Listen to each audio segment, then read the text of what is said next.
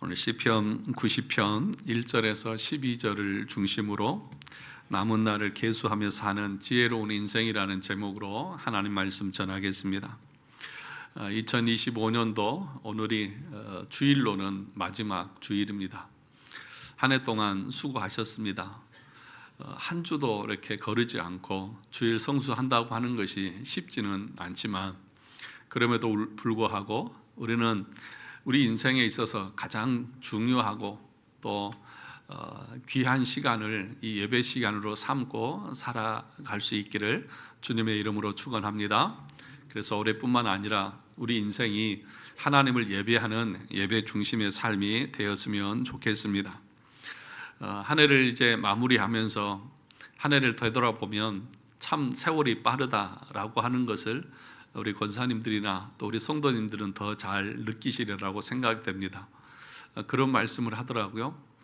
80세는 몇 킬로 속도로 달린다고요? 80킬로로. 저는 아직 조금 그래도 느립니다. 세월이 화살과 같고 쏜살같이 지나간다는 것을 꼭 언제 발견하냐 하면 이 연말이 되면은 우리가 꼭 느끼고 또 발견하는 것 같습니다.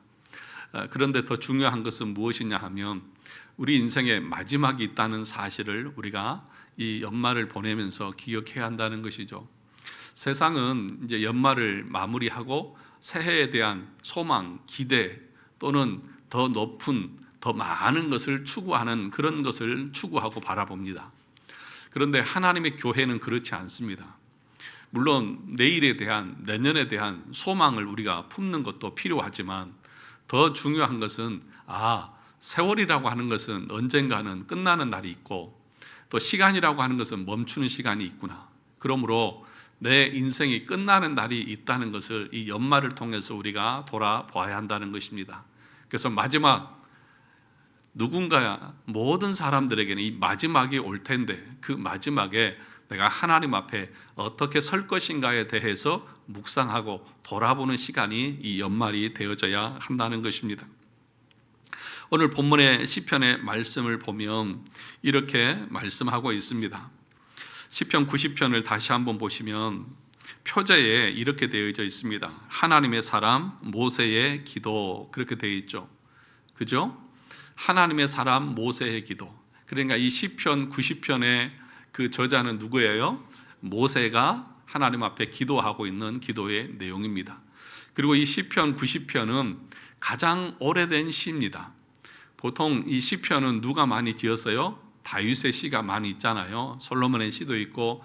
그런데 다윗과 모세는 시대적으로 한 1000년의 차이가 나니까 모세가 지은 시는 가장 오래된 시라고도 말할 수 있을 것입니다. 그러면 모세가 이 시를 언제 썼을까? 많은 주석가들은 이스라엘 백성들이 가데스 바네아에서 불순종하고 40년 광야 생활을 떠돌게 되었을 때 그 처절한 광야 생활 중에 기록했을 것이다. 그렇게 말하고 있습니다. 민수기 13장과 14장에 보면 가데스 바네아 사건이 있습니다. 여리고성을 정탐하고 왔을 때에 12명이 가서 10명은 뭐라고 말합니까? 우리는 그들 앞에 밥이고 메뚜기 같습니다. 우리는 그들을 절대 점령할 수 없습니다. 그러면서 하나님을 신뢰하지 않고 하나님을 불신하면서 반역할 때에 하나님께서 뭐라고 말씀하십니까?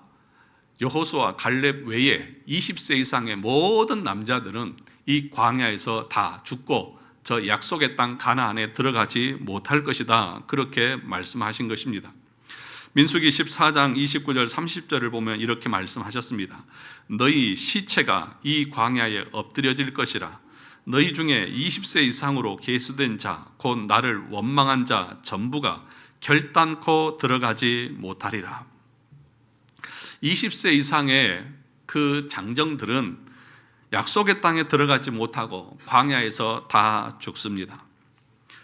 당시 이 1차 출애굽했던 사람들의 수가 얼마나 되냐 하면 장정만 60만 3,550명이었습니다. 이들이 40년 동안 광야에서 다 죽었습니다. 이것을 계산기로 두드려 보면 어떤 결과가 나오는지 아십니까? 매년 1만 5천 병, 매일 평균 40명에서 많게는 100명까지 죽습니다. 그러니까 40년 광야를 하나님이 돌리십니다. 왜 그렇게 돌리십니까? 하나님을 신뢰하지 않고 불신했던 그들을 그 광야에서 뺑뺑이 돌리면서 계속해서 그 장정 60만을 40년 동안 매일 죽여 가시는 과정이 40년의 세월이었다는 것입니다. 모세는 지난 40년 아침에는 만나를 먹었지만 저녁에는 시신을 묻는 장례식의 연속이었습니다. 모래바람이 불면 무덤이 덮이고 또다시 길을 떠나야 하는, 어떻게 보면 참 비참하고 허무한 인생의 길을 걸어가고 있었습니다. 그 한복판에서 지금 모세는 하늘을 우러러서 하나님께 부르짖고 있는 것입니다. 그 죽음의 먼지, 그 장례식의 광야에서 그 인생의 끝자락에 선 모세가 피를 토하는 심정으로 하나님께 써내려가고 기도한 내용이 지금 시편 90편의 내용이라는 것입니다. 그러므로 여러분, 이 시편 90편의 이 내용을 단순하게 그냥 기도 그렇게 보시면 안 됩니다. 40년 동안 배역하고 반역한 이스라엘 백성들을 하나님이 죽이시고, 그래서 매일 장례식을 몇십 명씩 치러야 되는 그 과정 속에서 모세가 지금 하나님 앞에 드리고 있는 기도라는 것입니다. 그렇다고 해서 이 기도가 단순히 인생 무상을 노래하는 허무주의가 아님을 또한 기억해야 합니다. 죽음이라고 하는 절벽 앞에서 영원하신 하나님을 붙들고자 하는 모세의 신앙의 몸부림이자 가장 웅장한 신학적 고백인 것입니다. 그런데 성도 여러분, 이 처절한 기도가 그러면 왜 우리에게 위로가 되는 것입니까? 이 시편의 위치 때문에 그렇습니다. 시편은 총 5권으로 엮어져 있습니다. 몇 권이요? 5권이요. 우리는 지금 시편 1편에서부터 150편 이렇게 되어 있지만, 여러분 시편을 보시면 90편 다시 한번 보시죠. 90편 모세, 하나님의 사람 모세의 기도, 그 위에 뭐라고 되어져 있습니까? 제4권 그렇게 되어 있죠. 그러니까 150편이 1권, 2권, 3권, 4권, 5권 이렇게 권으로 나누어져 분류가 되어져 있는 것입니다. 그런데 이 3권, 그러니까 89편은 3권이겠죠. 3권에 보면 49절에 이렇게 말합니다. 우리 49절을 같이 한번 읽어볼까요? 주 여호와의 성실하심으로, 다 덮어놓고 계신가요? 성경 다 펴놓고 우리 같이 보시죠. 89편 49절 같이 보겠습니다. 시작. 주여 주의 성실하심으로 다윗에게 맹세하신 그 전에 인자하심이 어디 있나이까?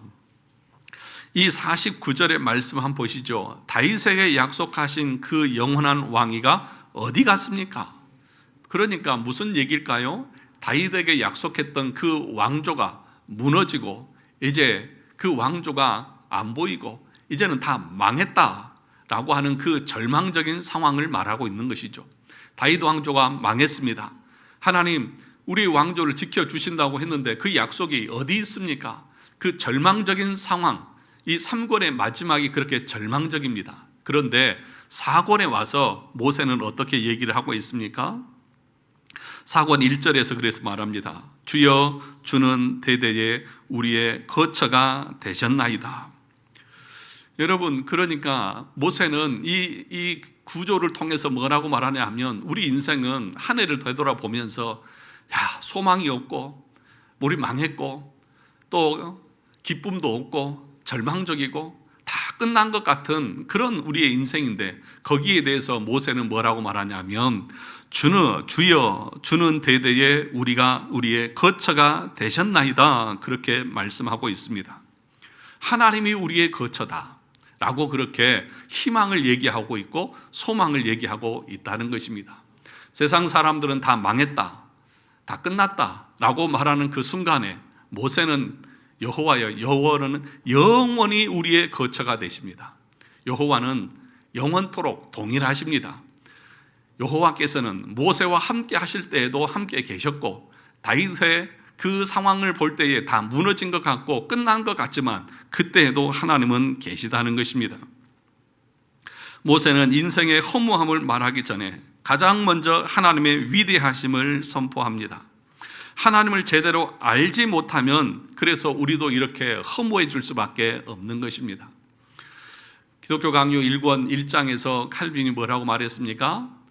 우리에게는 두 가지 지식이 필요하다고 했죠. 첫째가 뭐죠? 하나님을 아는 지식. 그 다음에 우리 자신을 아는 지식. 이것이 모든 지식에 있어서 가장 중요한 지식이다. 우리 인간의 지식을 한마디로 말한다고 하면 하나님을 아는 지식과 우리 인간을 아는 지식이다. 여러분, 그래서 하나님을 아는 지식이 있는 사람은 어떤 절망적인 상황 가운데서도 낙심하지 않습니다. 모세처럼 주여, 주는 대대로 우리의 거처가 되셨습니다. 주님은 영원히 우리와 함께 하십니다. 다윗의 왕조가 끝난 것 같고 이제 다윗의 그 후손들이 바벨론의 포로로 잡혀가서 나라가 망하고 왕조가 무너져서 아무런 소망이 없는 그 상황 가운데서도 모세는 뭐라고 기도합니까? 주는 대대로 우리의 거처가 되셨나이다. 사랑하는 성도 여러분, 그런데 이 고백은 여러분들은 아무런 느낌이 없이 무감각하게 듣고 계시지만 이것은 말이 안 되는 그런 소리입니다. 지금 모세가 이끌고 가는 이스라엘 백성들의 상황은 어떻습니까? 애굽에 노예로 있다가 하나님께서 탈출시키셔서 홍해를 건너서 지금 어디를 걷고 있는 것입니까? 광야를 걷고 있는 것입니다. 그 광야에 집이 있습니까? 그 광야에 쉴 곳이 있습니까? 아무것도 없습니다. 거기서 어떻게 집을 짓고 살 수 있다는 말입니까? 그런데 지금 모세는 여호와는 우리의 대대의 우리의 거처이십니다 라고 그렇게 말씀하고 있다는 것입니다. 광야에서는 오늘 텐트를 쳤다가 내일 아침 구름이 움직이면 걷어야 하는 임시 천막일 뿐인 것입니다. 거기에는 주소도 없고 권리 등기증에 내 소유라고 하는 그런 것도 없는 곳입니다. 그런데 모세는 뭐라고 말합니까? 아닙니다. 우리에게는 집이 있습니다. 텐트가 우리 집이 아니라 하나님 당신이 우리의 집입니다. 여호와께서 나의 거처가 되십니다. 주님만이 내가 영원히 거할 수 있는 거처이십니다 라고 고백하고 있다는 것입니다. 여기서 말하는 거처라고 하는 것은 우리가 생각하는 아파트 같은 그런 집이 아닙니다. 맹수가 덤벼들 때에 숨을 수 있는 바위 굴이나 폭풍우가 몰아칠 때 피할 수 있는 안전한 피난처를 여기서 이 모세는 거처라고 그렇게 말하는 것입니다. 사랑하는 성도 여러분, 그들은 텐트를 쳤다가 걷기를 반복했습니다. 주소도 없고 등기도 할 수 없는 나그네 인생이었습니다. 그런데 모세는 고백합니다. 눈에 보이는 땅 가나안이 내 집이 아닙니다. 광야의 텐트가 내 집이 아닙니다. 창조주 하나님 당신이 나의 영원한 집입니다. 이것이 저와 여러분들의 고백이 될 수 있기를 주님의 이름으로 축원합니다. 여러분, 오늘날 제일 고민되고 또 걱정되는 것이 집이잖아요. 그런데 여러분, 평생 직장 생활해도 서울에서는 집 한 채 얻기가 힘들답니다. 그러니까 산술적으로는 불가능하답니다. 그러니까 너무 애쓰지 마세요. 너무 애쓰지 마세요. 저도 집이 없습니다. 그냥 임시로 사는 것이지. 우리 모두 다 임시로 사는 것입니다. 비록 여러분이 권리등기증을 가지고 이 집은 내 소유라고 했을지 모르지만 여러분, 끝이 오면 그거 다 내려놓고 빈 털터리로 가야 되는 것이 우리의 인생입니다. 그런데 중요한 것은 무엇입니까? 그 인생을 마쳤을 때에 모세처럼 하나님, 나는 저 약속의 땅 가나안이 내 거처가 아니고 이 임시로 쳤다가 거두는 이 텐트가 내 이 거처가 아니라 주님이 내 영원한 거처가 되십니다. 이 고백이 있는 사람들은 행복한 사람입니다. 여러분, 시골에서 우리 어릴 적에 살다 보면 밖에 나가서, 지금 아이들은 참 제가 볼 때는 불쌍한 것 같아요. 그냥 학교 갔다 오면 그냥 학원으로 뺑뺑이를 돌리잖아요. 저는 아주 저 시골에서 살아서 학원은 저는 가본 적이 없습니다. 제가 학원이라고 하는 것은 그 지금 기억에는 주판이라고 주산 학원을 좀 다녔던 기억이 나요. 그때는 다 보냈었으니까. 그거 외에는 제가 공부를 하기 위해서 학원을 다녀본 적이 없는 것 같아요. 그러면 시골에서 뭐 합니까? 그냥 해가 질 때까지 친구들하고 숨바꼭질도 하고 자치기도 하고 뭐 그 가을 되면 그 추수한 덤불에서 집 지어놓고 숨어서 놀고 그러고 놀았죠. 해가 지면은 부모님이 부르죠. 집에서 밥 먹으라고 저녁 먹으라고 막 불러요. 그러면 다 들어가잖아요. 다음에 놀자. 그런데 여러분, 만약에 마지막 그 해가 졌는데 부르는 사람도 없고 갈 데도 없는 그 인생이라고 하면 얼마나 불쌍한 인생입니까? 사랑하는 성도 여러분, 예수 안에 있지 않는 사람들은 그와 똑같습니다. 이 땅에서는 재밌게 놀겠죠. 재밌게 살겠죠. 하고 싶은 거 다 하고, 그런데 마지막 순간이 되어졌을 때에 내가 갈 곳이 없어요. 부르는 사람이 없어요. 그래서 그 인생이 망하게 된다고 하면 그것처럼 비참한 인생이 어디 있습니까? 지금 모세는 나는 이 땅에는 거처가 없습니다. 내가 마음 둘 곳이 없습니다. 그러나 나에게는 영원한 거처가 있습니다. 라고 고백하고 있는 것입니다. 저와 여러분들에게 이 고백이 없다고 하면 여러분은 불행한 인생입니다. 그러나 이 고백을 할 수 있다고 하면 여러분은 비록 이 땅에서 내 이름으로 된 땅 한 평 없고 집 한 칸 없다 할지라도 여러분은 정말 복된 인생이라는 사실을 믿을 수 있기를 주님의 이름으로 축원합니다. 오늘 모세는 2절에서 이렇게 선포합니다. 우리 2절을 다 같이 한번 보겠습니다. 산이 생기기 전 땅과 세계도 주께서 조성하기 전 곧 영원부터 영원까지 주는 하나님이시니다. 그렇게 말씀하고 있습니다. 고대인들에게 산은 영원 불멸의 상징이었습니다. 하지만 모세는 뭐라고 말합니까? 하나님은 그 산이 있기도 전에 시간과 공간이 창조되기도 전부터 스스로 계신 자존자였습니다. 영원하신 분이십니다. 라고 말하고 있는 것입니다.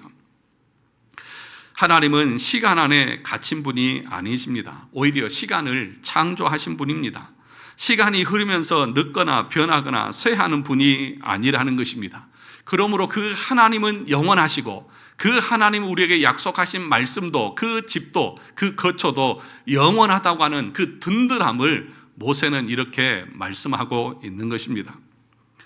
헤르만 바빙크라고 하는 교회학자도 이렇게 말했습니다. 하나님은 시간의 연속이 아니라 모든 시간을 초월하여 현재로 계시는 영원한 현재다. 그렇게 말하고 있습니다. 여러분 4절의 말씀을 보시면 주의 목전에는 천년이 지나간 언제 같아요? 어제 같으며 밤의 한순간 같을 뿐이니이다. 이 말이 무슨 말일까요? 주께는 천년이 지나간 어제 같다. 이 말씀은 우리 하나님은 시간의 지배를 받지 않는다는 말이에요. 그러니까 하나님은 영원히 현재이십니다. 그래서 여러분, 하나님은 변하지 않으세요. 모세는 그걸 지금 말씀하고 있습니다. 하나님은 영원하십니다.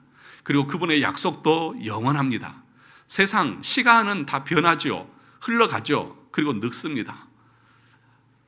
다들 그렇게 말씀하시더라고요. 한 해가 지나고 나면 주름이 몇 개씩 생겼어요?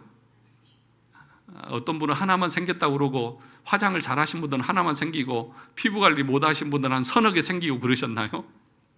시간이 가면서 이제는 한 해 한 해가 달라 그런 표현들을 많이 하시잖아요. 작년하고 올해도 또 다르고 그래서 계속 내가 늙어가고 쇠해가고 힘이 없고 여러분 저도 그러는 것 같아요. 제가 온 지 10년이 됐는데 10년 전에는 흰머리도 없었는데 지금 흰머리도 많이 생겨서 이제는 뽑을 수가 없어요. 뽑으면 머리털이 다 뽑혀야 될 것 같으니까. 시간이 가면 다 늙고 쇠하고 우리에게 영원한 것은 없습니다.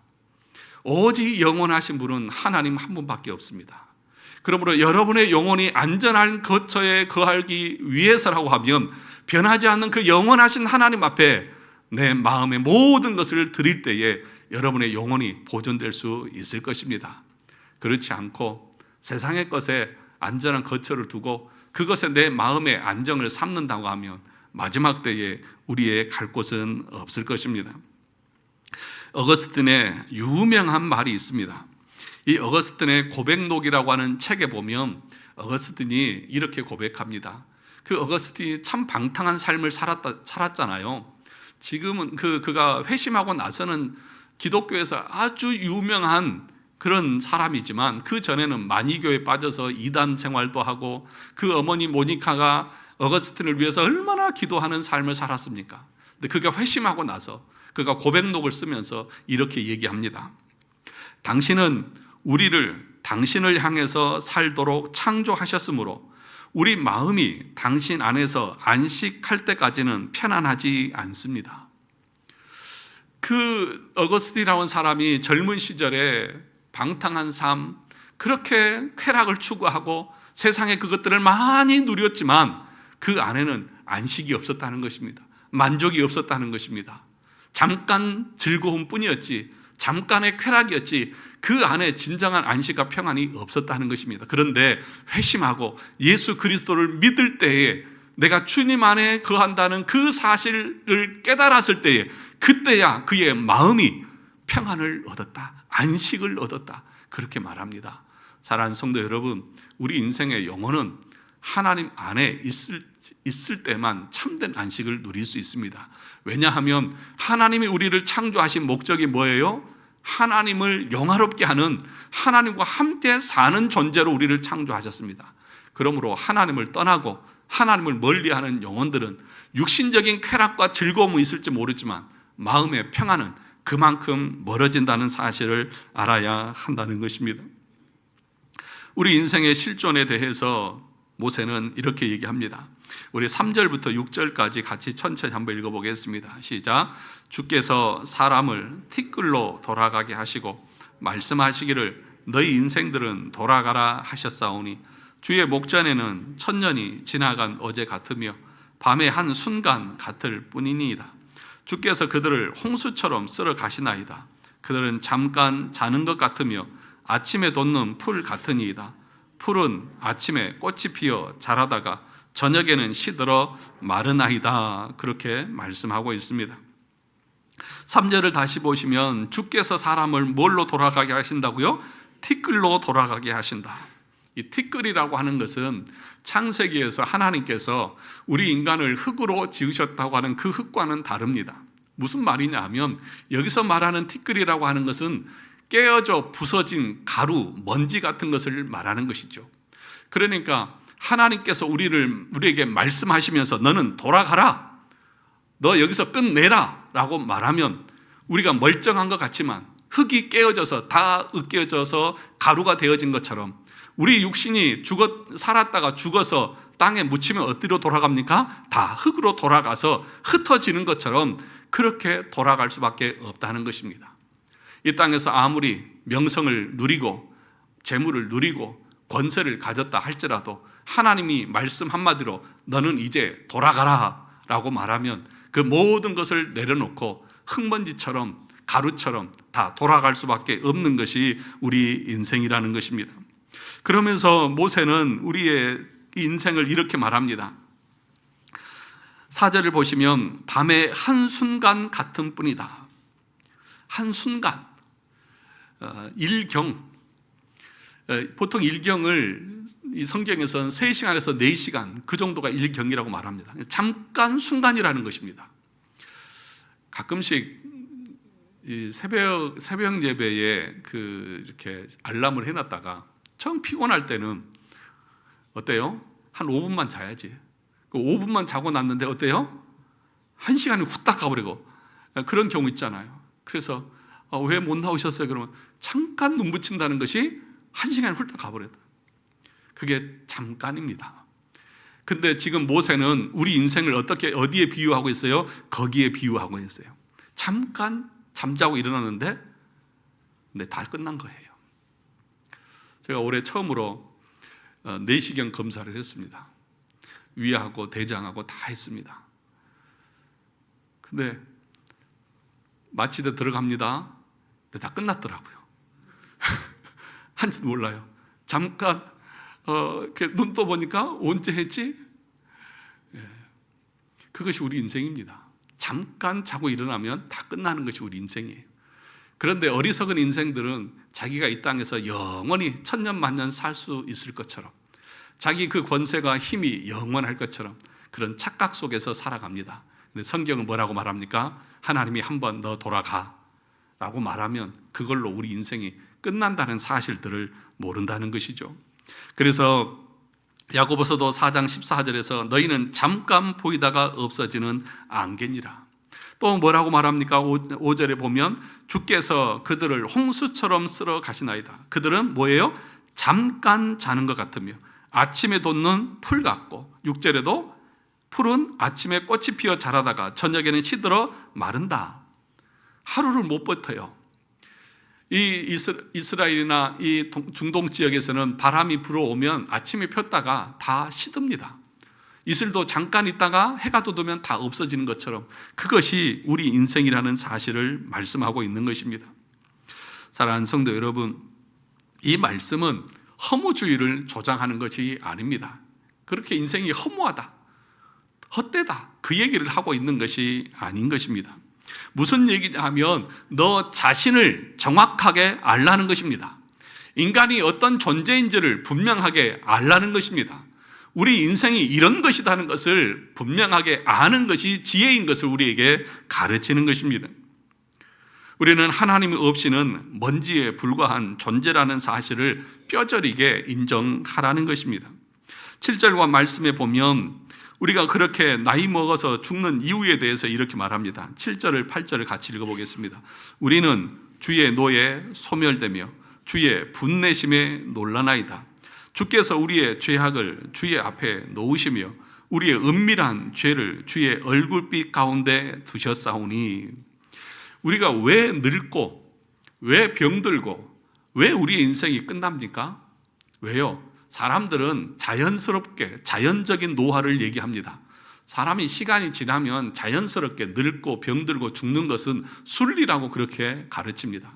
세상은 그렇게 말하죠. 그런데 성경은 뭐라고 말합니까? 아니다. 우리가 늙고 병들고 죽는 것은 우리의 죄 때문이라고 분명하게 가르치는 것입니다. 이스라엘 백성들이 광야에서 40년 동안 하루에도 몇십 명씩 그렇게 죽어간 이유가 무엇입니까? 왜 그들이 광야에서 그렇게 죽었습니까? 그냥 자연스럽게 40년 동안 늙어서 죽은 것입니까? 아닙니다. 가데스 바네아의 그 범죄 때문에 하나님이 죽이신 것입니다. 아담과 하와의 그 범죄 때문에 우리는 그 후손으로 태어나서 늙고 병들고 죽어가는 것입니다. 그것이 우리 인생의 실체라고 하는 것을 지금 모세는 우리에게 가르치고 있는 것입니다. 7절을 보십시오. 우리는 주의 노에 소멸되며 주의 분내심에 놀라나이다. 그래서 여러분, 로마서 6장 23절 죄의 삭스 뭐라고요? 사망이라고요. 죄 때문에 사망이 왔다고 하는 것을 우리가 분명하게 알아야 한다는 것입니다. 우리가 늙어가는 주름 하나하나는 사실 죄의 흔적인 것입니다. 우리가 겪는 이별과 고통, 그리고 결국 맞이할 죽음은 거룩하신 하나님이 죄를 향해 내리시는 거룩한 진노라는 사실을 우리가 알아야 한다는 것입니다. 그러면서 8절에서 이렇게 말합니다. 8절을 보시죠. 주께서 우리의 죄악을 어디에? 주의 앞에 놓으시며 우리의 은밀한 죄를 주의 얼굴빛 가운데 두셨사오니. 우리의 죄악, 우리의 죄, 그것이 하나님 앞에 있다는 것을 말합니다. 그런데 여기 본문에 보시면 은밀한 죄를 주의 얼굴빛 가운데 두셨다. 은밀한 죄. 여러분, 드러나는 죄가 있는 반면에 나만 아는 은밀한 내면의 그런 죄들도 있죠. 그런데 그 모든 죄가 하나님 앞에 섰을 때 어떻게 된다고요? 다 드러날 것이다. 여기 본문의 말씀을 보시면 은밀한 죄를 주의 얼굴빛 가운데 두셨다. 빛, 무슨 얘기냐 하면 탐조등을 말합니다. 그냥 이런 빛도 아니에요. 서치라이트를 쫙 하고 비춰주면 어때요? 눈을 뜰 수도 없고 내 얼굴에 있는 그 모든 것들이 다 드러나는 것처럼 하나님 앞에 우리가 숨길 수 있는 것은 아무것도 없다고요. 저와 여러분들이 오늘 또 주일날 예배 온다고 때때 옷을 입고 깨끗하게 씻고 왔지만 우리 속은 어때요? 저는 모르고 옆 사람은 모르지만 하나님은 어떻습니까? 그 얼굴빛 앞에 서면 우리의 모든 것들이 낱낱이 다 드러날 수밖에 없다. 그것을 지금 모세는 말하는 것입니다. 우리 안에 있는 시기와 질투와 탐욕과 음란과 교만이 낱낱이 드러날 것입니다. 그것이 우리 개혁신학에서 말하는 전적 타락입니다.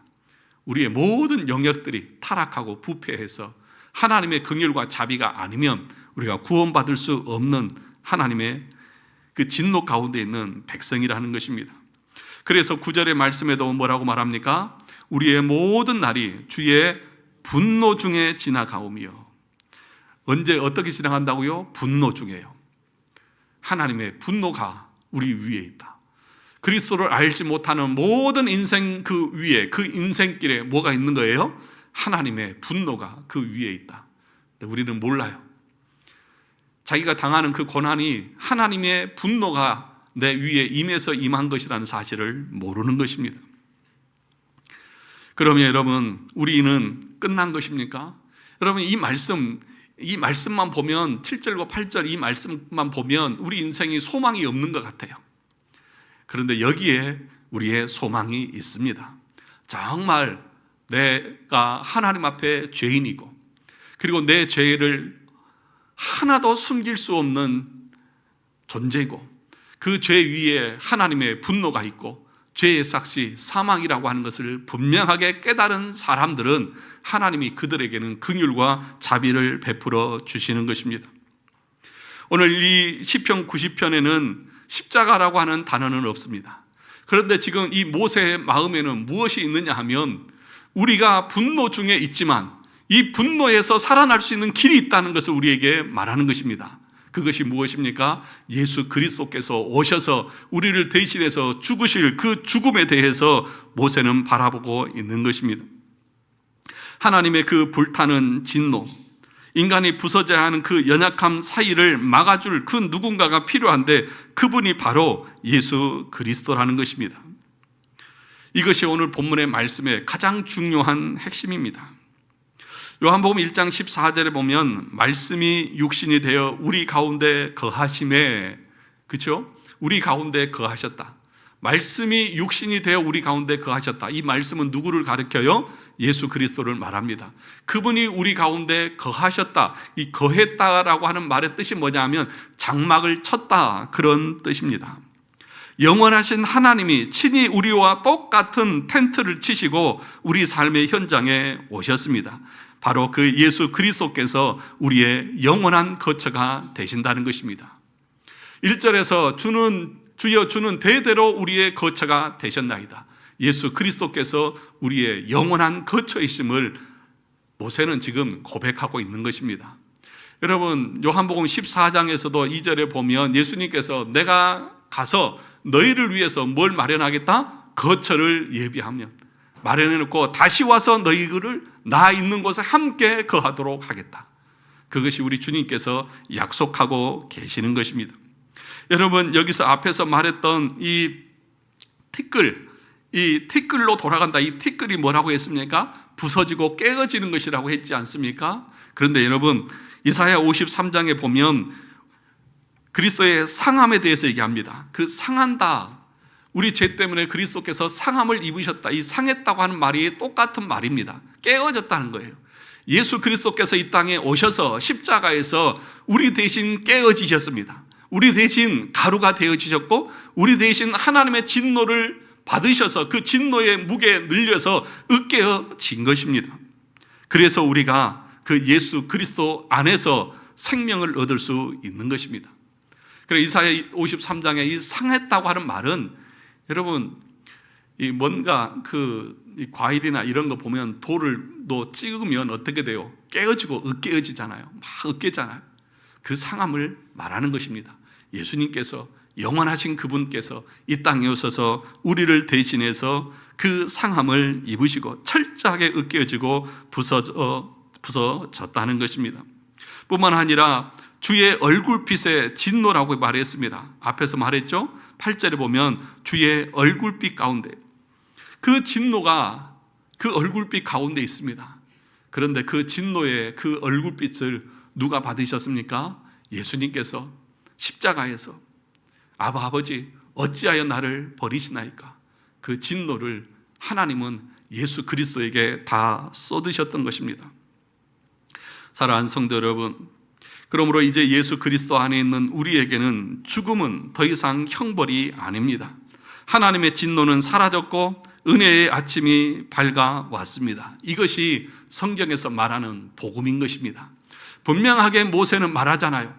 우리의 죄에 대해서 얘기합니다. 하나님의 진노에 대해서 얘기합니다. 우리가 부서지고 깨어질 것에 대해서 얘기합니다. 상함에 대해서 얘기합니다. 그런데 그 모든 것을 우리가 직접 받은 것이 아니라 우리 예수 그리스도께서 오셔서 그 하나님의 진노의 얼굴빛을 감당하시고 그 상함 으깨어 깨어지는 그 흙으로 돌아가는 것을 담당하셔서 그것을 믿는 우리 모두에게 영원한 생명을 주셨다는 것입니다.